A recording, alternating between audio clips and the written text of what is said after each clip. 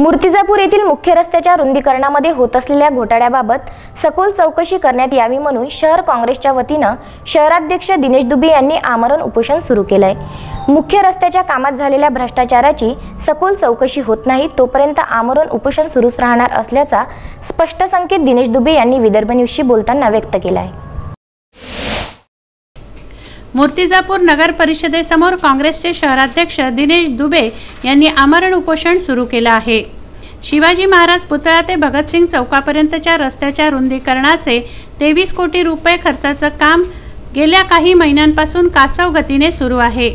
महाराष्ट्र राज्यात भाजपाचे शासन असताना 2017 मध्ये सदर कामाची निविदा प्रकाशित होऊन त्यानंतर 29 जानेवारी 2018 ला प्रत्यक्ष कामाला सुरुवात करण्यात आली। या रस्त्याचं काम 18 महिन्यात पूर्ण करण्याबाबत कंत्राटदाराला वर्क ऑर्डर असतानाही हे काम अद्यापही पूर्ण झालेलं नाही।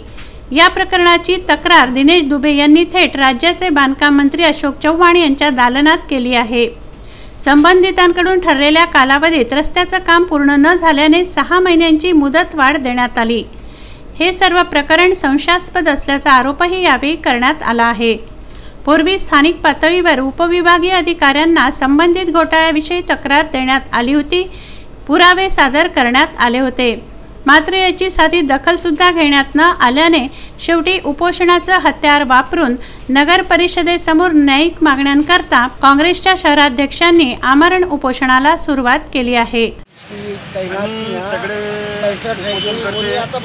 शहर काँग्रेस कमिटीच्या वतीने इथं उपोषणाला बसलेला आहोत। आमची जे सगळे मागण्या आहेत 10 अटी आमच्या आहेत ते शासनाने आमची अटी मंजूर करावेत यासाठी आम्ही उपोषणाला बसलेलो आहोत। आमरण उपोषणासाठी आमची अटी जेव्हापर्यंत मान्य होणार नाही तेव्हापर्यंत आम्ही हे आमरण उपोषण चालू ठेवू आणि आम्हाला न्याय द्यावा, जनतेला न्याय द्यावा आमची ही इच्छा आहे। आणि बरेचशा लोकांची ही समस्या आहे। इथं अपघात घडलेला एका मुलीचा हात कापला गेला होता तरीही शासन काही लक्ष करत नाही। आज मजबूरन मला आमरण उपोषणाला बसावं लागलं। बसायची काही गरज नाही आहे, मला पण लेकरं आहेत आणि मला पण सगळ्या गोष्टी आहेत।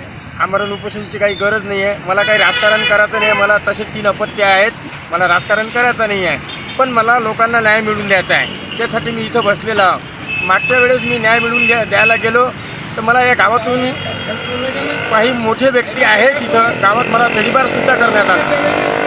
हे असे दबाव टाकतात, जे शासन प्रशासनवाले लोक आहेत जे दबाव टाकतात ते मी कदाचित मरण पत्करेल मी, पण मी झुकणार नाही आणि माझे आमरण उपोषण चालूच ठेवणार जेव्हापर्यंत आम्हाला न्याय भेटणार नाही। बाळ गणोरकर, विदर्भ न्यूज, मूर्तिजापूर।